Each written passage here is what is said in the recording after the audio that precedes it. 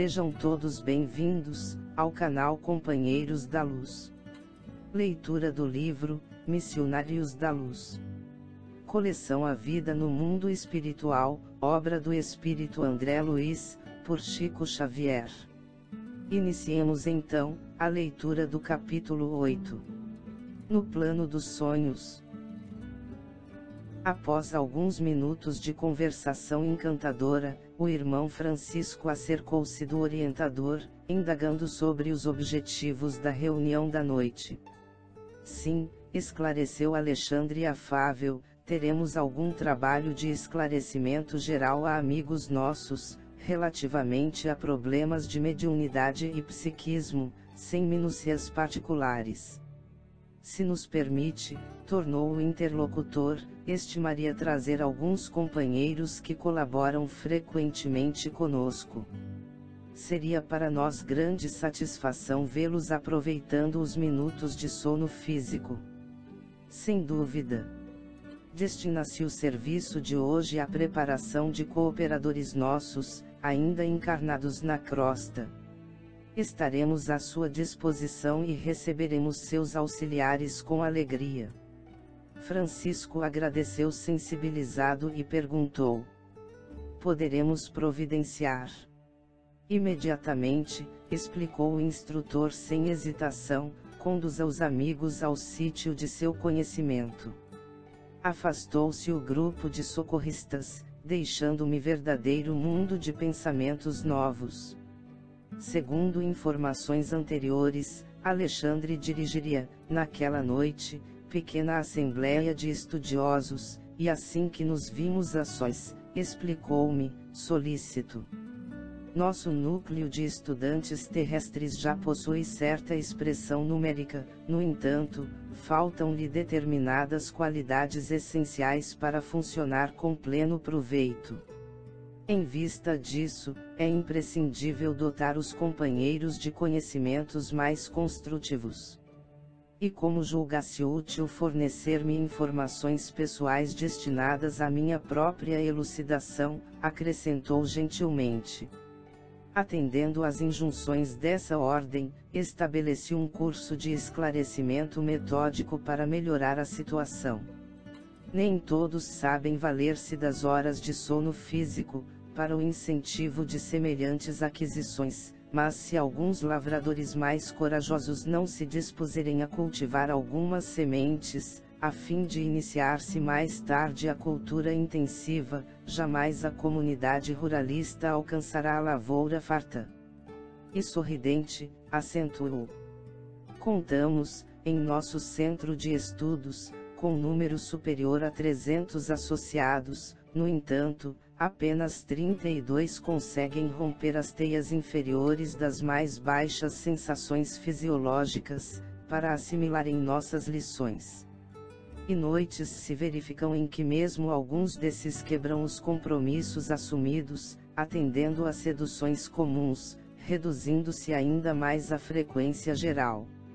Em compensação, de quando em vez ao comparecimento fortuito de outros companheiros, como ocorre nesta noite, em face da lembrança do irmão Francisco, que nos trará alguns amigos.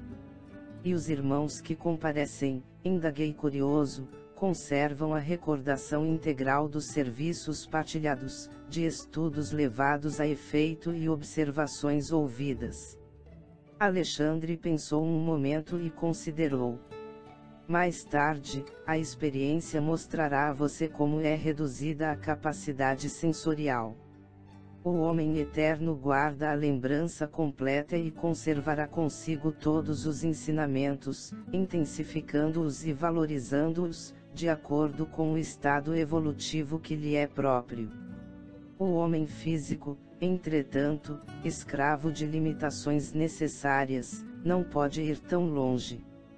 O cérebro de carne, pelas injunções da luta a que o espírito foi chamado a viver, é aparelho de potencial reduzido, dependendo muito da iluminação de seu detentor, no que se refere à fixação de determinadas bênçãos divinas.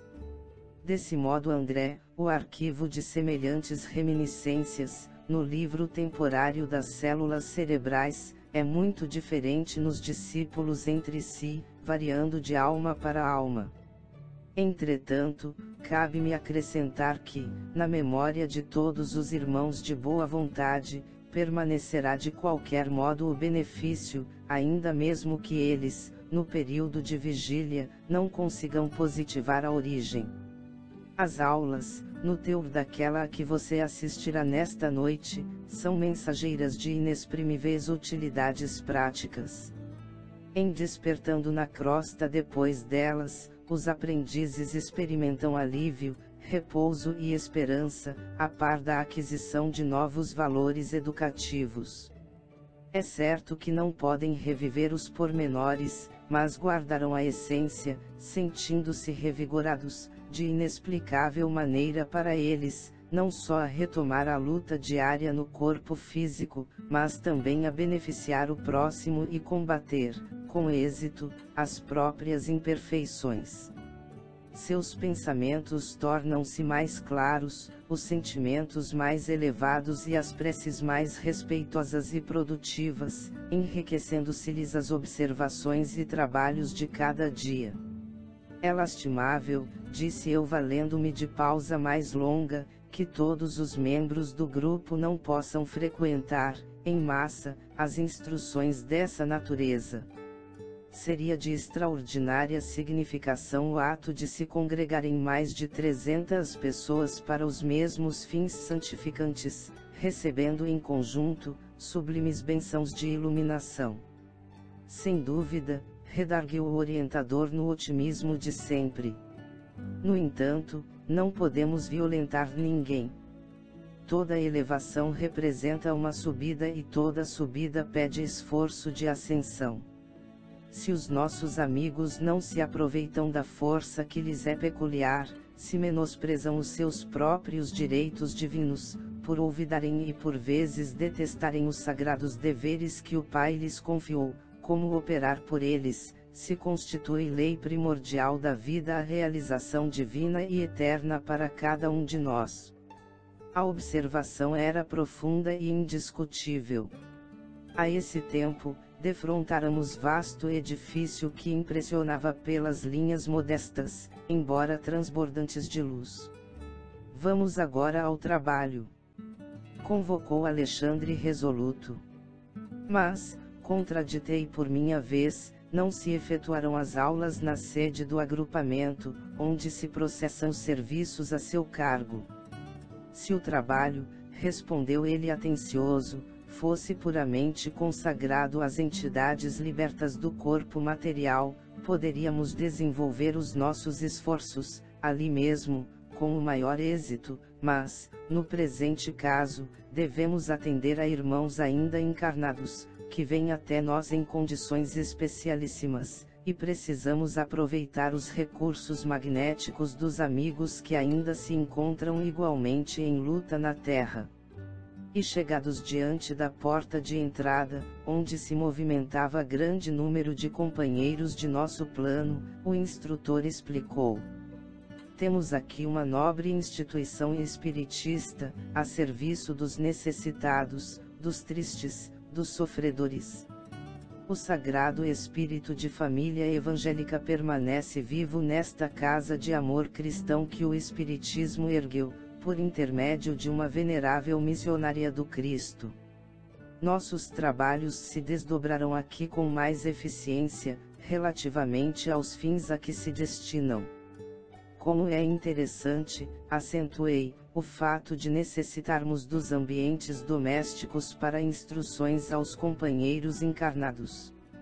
Sim, comentou Alexandre com elevada sabedoria, você não pode esquecer que grandes ensinamentos do próprio Mestre foram ministrados no seio da família. A primeira instituição visível do cristianismo foi o lar pobre de Simão Pedro, em Cafarnaum. Uma das primeiras manifestações de Nosso Senhor, diante do povo, foi a multiplicação das alegrias familiares, numa festa de núpcias, em pleno aconchego do lar. Muitas vezes visitou Jesus as casas residenciais de pecadores confessos, acendendo novas luzes nos corações. A última reunião com os discípulos verificou-se no cenáculo doméstico. O primeiro núcleo de serviço cristão em Jerusalém foi ainda a moradia simples de Pedro, então transformado em baluarte inexpugnável da nova fé. Inegavelmente, todo o templo de pedra, dignamente superintendido, funciona qual farol no seio das sombras, indicando os caminhos retos aos navegantes do mundo, mas não podemos esquecer que o movimento vital das ideias e realizações, baseia-se na Igreja viva do Espírito, no coração do povo de Deus. Sem adesão do sentimento popular, na esfera da crença vivida no âmago de cada um, qualquer manifestação religiosa reduz-se a mero culto externo. Por isso mesmo André, no futuro da humanidade, os templos materiais do cristianismo estarão transformados em igrejas-escolas, igrejas-orfanatos, igrejas-hospitais, onde não somente o sacerdote da fé veicule a palavra de interpretação, mas onde a criança encontre arrimo e esclarecimento, o jovem a preparação necessária para as realizações dignas do caráter e do sentimento, o doente o remédio salutar, o ignorante a luz, o velho o amparo e a esperança. O espiritismo evangélico é também o grande restaurador das antigas igrejas apostólicas, amorosas e trabalhadoras. Seus intérpretes fiéis serão auxiliares preciosos na transformação dos parlamentos teológicos em academias de espiritualidade, das catedrais de pedra em lares acolhedores de Jesus. Daria tudo o que estivesse ao meu alcance para continuar ouvindo as encantadoras elucidações do orientador, mas nesse instante, transpunhamos o limiar. Verifiquei que faltavam apenas 5 minutos para 2 horas da madrugada. Pelo grande número de entidades que vieram, céleres, ao nosso encontro, percebi que havia enorme interesse em torno da palestra instrutiva da noite. Não se achavam presentes apenas os aprendizes ligados ao esforço de Alexandre, em sentido direto, mas também outros amigos, trazidos até ali por afeiçoados do plano espiritual. Acercou-se de nós, com mais intimidade, pequeno grupo de companheiros, destacando-se um deles que conversou com Alexandre, de maneira mais significativa. Ainda não chegaram todos? Indagou o instrutor, com interesse afetivo, após trocarem as primeiras impressões. Percebi claramente que se referia aos irmãos encarnados que deveriam comparecer, na cota de frequência do grupo de que era ele um dos diretores espirituais. Faltam-nos apenas 2 companheiros, elucidou o interpelado. Até o momento, Vieira e Marcondes ainda não chegaram. Urge iniciar os trabalhos, exclamou Alexandre sem afetação, devemos terminar a tarefa às 4 horas no máximo. E mostrando singular interesse de amigo, acrescentou: quem sabe se foram vítimas de algum acidente? Convém positivar. No espírito de calma decisão que lhe é característico, recomendou ao auxiliar que lhe prestava informações: Sertório, enquanto vou ultimar algumas providências para as instruções da noite, observe o que se passa. Respeitoso, o subordinado interrogou: caso estejam os nossos irmãos sob a influência de entidades criminosas, como devo proceder? Deixá-los então, onde estiverem, replicou o instrutor resoluto, o momento não comporta grandes conversações com os que se prendem deliberadamente, ao plano inferior. Findo o trabalho, você mesmo providenciará os recursos que se façam necessários. Dispunha-se o mensageiro a partir, quando o orientador, percebendo meu ardente interesse em acompanhá-lo, acrescentou: se deseja André, poderá seguir, colaborando com o emissário em serviço. Sertório terá prazer em sua companhia. Agradeci extremamente satisfeito e abracei o auxiliar de Alexandre, que me sorriu acolhedoramente. Saímos. Era indispensável atender o mandado com presteza, todavia, satisfazendo-me a curiosidade, Sertório explicou generoso. Quando encarnados na crosta, não temos bastante consciência dos serviços realizados durante o sono físico, contudo, esses trabalhos são inexprimíveis e imensos. Se todos os homens prezassem seriamente o valor da preparação espiritual, diante de semelhante gênero de tarefa, certo efetuariam as conquistas mais brilhantes, nos domínios psíquicos, ainda mesmo quando ligados aos envoltórios inferiores. Infelizmente, porém, a maioria se vale inconscientemente do repouso noturno para sair à caça de emoções frívolas ou menos dignas.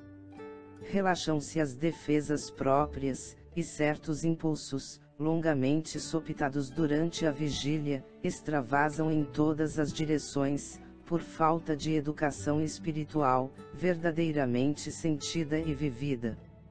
Interessado em esclarecimentos completos, indaguei. Entretanto, isto ocorre com aprendizes de cursos avançados do espiritualismo. Poderiam ser vítimas desses enganos alunos de um instrutor da Ordem de Alexandre. Como não? Tornou Sertório fraternalmente. Com referência a essa probabilidade, não tenha qualquer dúvida. Quantos pregam a verdade, sem aderirem intimamente a ela? Quantos repetem fórmulas de esperança e paz, desesperando e perseguindo, no fundo do coração? Há sempre muitos chamados em todos os setores de construção e aprimoramento do mundo. Os escolhidos, contudo, são sempre poucos.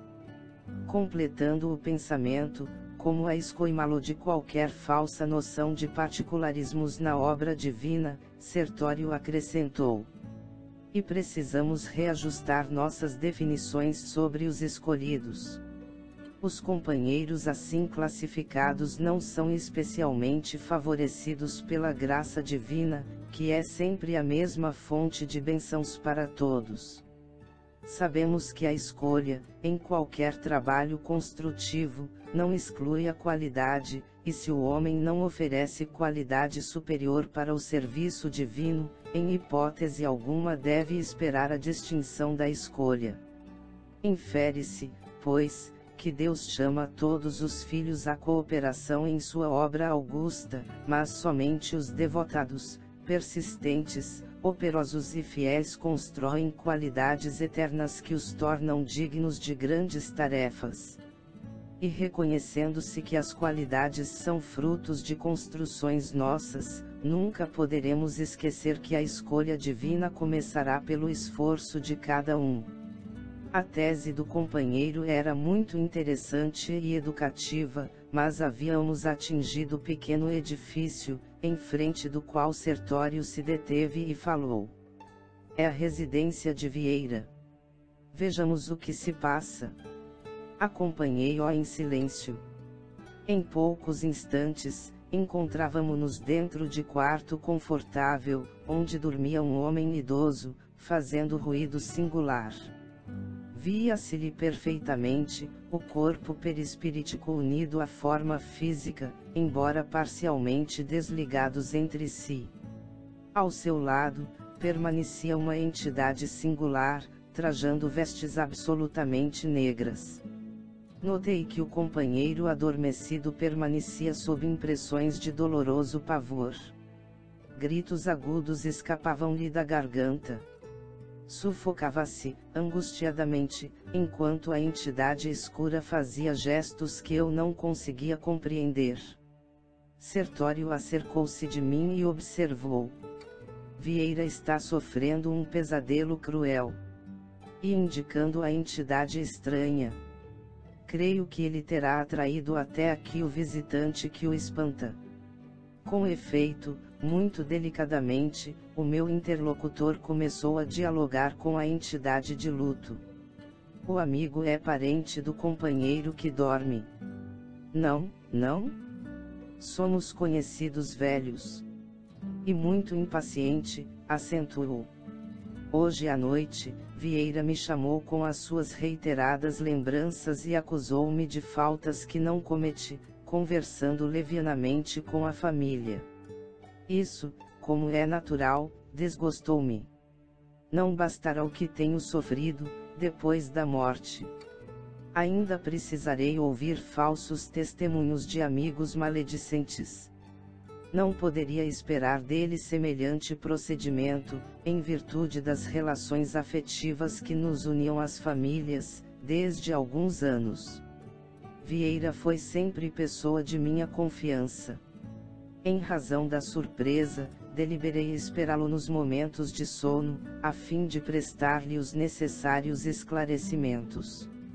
O estranho visitante, todavia, fez uma pausa, sorriu irônico, e continuou.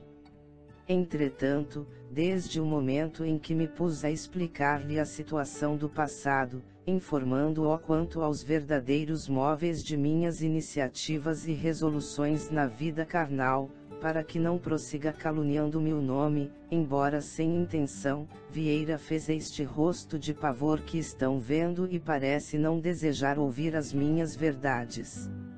Interessado nas lições novas, aproximei-me do amigo, cujo corpo descansava em posição horizontal, e senti-lhe o suor frio ensopando os lençóis. Não revelava compreender convenientemente o auxílio que lhe era trazido, fixando-nos com estranheza e ansiedade, intensificando, ainda mais, os gemidos gritantes que lhe escapavam da boca. Sentindo a silenciosa reprovação de Sertório, o habitante das zonas inferiores dirigiu-lhe a palavra de modo especial. O senhor admite que devamos ouvir impassíveis os remoques da leviandade. Não será passível de censura e punição o amigo infiel que se vale das imposições da morte para caluniar e deprimir. Se Vieira sentiu-se no direito de acusar-me, desconhecendo certas particularidades dos problemas de minha vida privada, não é justo que me tolere os esclarecimentos até ao fim. Não sabe ele, acaso, que os mortos continuam vivos? Ignorará, porventura, que a memória de cada companheiro deve ser sagrada. Ora esta, eu mesmo já lhe ouvi, em minha nova condição de desencarnado, longas dissertações referentes ao respeito que devemos uns aos outros. Não considera, pois, que tenho motivos justos para exigir um legítimo entendimento. O interpelado esboçou um gesto de complacência e observou. Talvez esteja com a razão, meu caro. Entretanto, creio deva desculpar seu amigo. Como exigir dos outros conduta rigorosamente correta, se ainda não somos criaturas irrepreensíveis? Tenha calma, sejamos caridosos uns para com os outros. E, enquanto a entidade se punha a meditar nas palavras ouvidas, Sertório falou-me em tom discreto. Vieira não poderá comparecer esta noite aos trabalhos. Não pude reprimir a má impressão que a cena me causava, e talvez porque eu fizesse um olhar suplicante, advogando a causa do pobre irmão, quase a desencarnar-se de medo, o auxiliar de Alexandre prosseguiu. Retirar violentamente a visita, cuja presença ele próprio propiciou, não é tarefa compatível com as minhas possibilidades do momento. Mas podemos socorrê-lo, acordando-o. E sem pestanejar, sacudiu o adormecido energicamente, gritando-lhe o nome com força. Vieira despertou confuso, estremunhando, sob enorme fadiga, e ouvi-o exclamar, palidíssimo. Graças a Deus, acordei. Que pesadelo terrível! Será crível que eu tenha lutado com o fantasma do velho Barbosa? Não, não posso acreditar. Não nos viu, nem identificou a presença da entidade enlutada, que ali permaneceu até não sei quando. E ao retirarmo-nos, ainda lhe notei as interrogações íntimas, indagando de si mesmo sobre o que teria ingerido ao jantar, tentando justificar o susto cruel com pretextos de origem fisiológica. Longe de auscultar a própria consciência, com respeito à maledicência e à leviandade, procurava materializar a lição no próprio estômago, buscando furtar-se à realidade. Sertório, porém, não me proporcionou ensejo a maiores reflexões. Convocando-me ao dever imediato, acrescentou: visitemos o Marcondes. Não temos tempo a perder.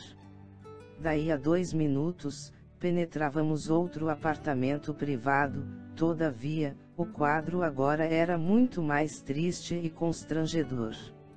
Marcondes estava, de fato, ali mesmo, parcialmente desligado do corpo físico, que descansava com bonita aparência, sob as colchas rendadas. Não se encontrava ele sob impressões de pavor, como acontecia ao primeiro visitado, entretanto, revelava a posição de relaxamento, característica dos viciados do ópio. Ao seu lado, 3 entidades femininas de galhofeira expressão, permaneciam em atitude menos edificante. Vendo-nos, de súbito, o dono do apartamento surpreendeu-se de maneira indisfarçável, sobretudo em fixando Sertório, que era de seu mais antigo conhecimento. Levantou-se envergonhado, e ensaiou algumas explicações com dificuldade. Meu amigo, começou a dizer, dirigindo-se ao auxiliar de Alexandre, já sei que vem procurar-me, não sei como esclarecer o que ocorre. Não pôde, contudo, prosseguir e mergulhou a cabeça nas mãos, como se desejasse esconder-se de si mesmo. A essa altura da cena constrangedora, verifiquei, então, sem vislumbres de dúvida, que as entidades visitantes eram da pior espécie, de quantas conhecia eu nas regiões das sombras. Irritadas talvez com o recuo do companheiro, que se revelava triste e humilhado, prorromperam em grande algazarra, acercando-se mais intensamente de nós, sem o mínimo respeito. Impossível que nos arrebatem Marcondes, disse uma delas enfaticamente. Afinal de contas, vim de muito longe para perder meu tempo assim, sem mais nem menos. Ele mesmo nos chamou para a noite de hoje, exclamou a segunda atrevidamente, e não se afastará de modo algum. Sertório ouvia com serenidade, evidenciando íntima compaixão. A terceira entidade, que parecia reter instintos inferiores mais completos, aproximou-se de nós com terrível expressão de sarcasmo e falou, dando-me a entender que aquela não era a primeira vez que Sertório procurava o sítio para os mesmos fins, e nas mesmas circunstâncias. Os senhores não passam de intrusos. Marcondes é fraco, deixando-se impressionar pela presença de ambos. Nós, todavia, faremos a reação. Não conseguirão arrancar-nos o predileto. E gargalhando irônica, acentuava. Também temos um curso de prazer. Marcondes não se afastará. Contrariamente aos meus impulsos, Sertório não demonstrava a mínima atenção. As palavras e expressões daquela criatura, porém, irritavam-me. Ao meu lado, o auxiliar de Alexandre mantinha-se extremamente bondoso. A própria vítima permanecia humilde e triste. Por que semelhantes insultos? Ia responder alguma coisa, no sentido de esclarecer o caso em termos precisos, quando Sertório me deteve. André, contenha-se. 1 minuto de conversação atenciosa com as tentações provocadoras do plano inferior pode induzir-nos a perder um século. Em seguida, com invejável tranquilidade, dirigiu-se ao interessado, perguntando sem espírito de censura. Marcondes, que contas darei hoje de você, meu amigo? O interpelado respondeu, lacrimoso e humilhado. Ó Sertório, como é difícil manter o coração nos caminhos retos. Perdoe-me. Não sei como isto aconteceu. Não posso explicar-me. Mas Sertório parecia pouco disposto a cultivar lamentações, e mostrando-se muito interessado em aproveitar o tempo, interrompeu-o. Sim, Marcondes. Cada qual escolhe as companhias que prefere. Futuramente você compreenderá que somos seus amigos leais e que lhe desejamos todo o bem. Despejaram as mulheres nova série de frases ridiculizadoras. Marcondes começou de novo, a lastimar-se, mas o mensageiro de Alexandre, sem hesitar, tomou-me a mão direita e regressamos à via pública. Voltemos imediatamente, disse ele decidido. E em que ficamos? Indaguei, não vai acordá-lo? Não, não podemos agir aqui do mesmo modo. Marcondes deve demorar-se em tal situação, para que amanhã a lembrança desagradável seja mais duradoura, fortificando-lhe a repugnância pelo mal. Que fazer então? Perguntei espantado. Diremos ao nosso orientador o que ocorre, redarguiu Sertório calmamente, é o que nos cabe levar a efeito. E sintetizando longas considerações que poderia expender relativamente ao assunto, frisou. Por agora, André, chama-nos o dever mais alto, no campo de nossa jornada para Deus. Entretanto, quando terminarem as instruções da noite, voltarei a ver o que é possível efetuar em favor de nossos pobres amigos. No momento, não devemos perder os minutos. As preleções de Alexandre não se destinam somente ao preparo dos nossos irmãos que ainda se ligam aos envoltórios de carne, na superfície da crosta, são igualmente valiosas para nós outros, que necessitamos enriquecer possibilidades para socorrer, com êxito, os companheiros encarnados. Sim, concordo, respondi. No entanto, a situação de Vieira e Marcondes sensibiliza-me fundamente. Sertório, porém, cortou-me a palavra, rematando seguro de si mesmo. Conserve seu sentimento, que é sagrado, não se arrisque, porém, a sentimentalismo doentio. Esteja tranquilo quanto à assistência, que não lhes faltará no momento oportuno, não se esqueça, porém, de que, se eles mesmos algemarão o coração em semelhantes cárceres, é natural que adquiram alguma experiência proveitosa à custa do próprio desapontamento. Chegamos ao final deste capítulo. Não percam o próximo de número 9, Mediunidade e Fenômeno. Muito obrigado, boa reflexão, que Jesus abençoe a todos.